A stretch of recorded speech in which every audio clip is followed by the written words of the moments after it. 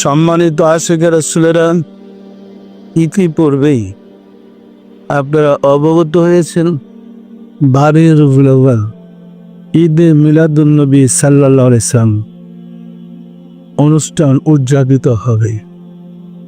প্রতি বছর আমরা পরামর্শ সভা আশিকের রাসূল জাকিরদের থেকে কর্মীদেরকে নিয়ে পরামর্শ সভা করে থাকি, যেন এই পবিত্র দিন সুন্দর সুষ্ঠুভাবে আমরা উদযাপন করতে পারি। সম্মানিত আশিকের রাসূলেরা,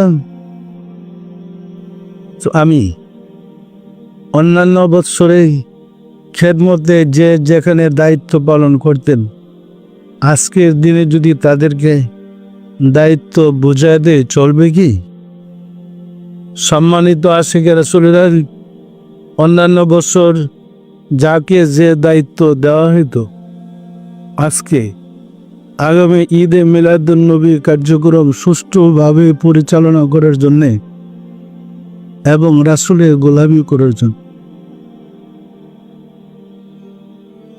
আল্লাহ এবং রাসূলের পক্ষ থেকে আপনাদেরকে দায়িত্ব দিলাম। আমি আশা করি আপনারা নিজ নিজ ডিপার্টমেন্টের প্রয়োজনীয় ব্যবস্থা নিয়ে যা যা করার দরকার আলোচনা করে প্রয়োজনীয় ব্যবস্থা নেবেন এবং চেষ্টা করবেন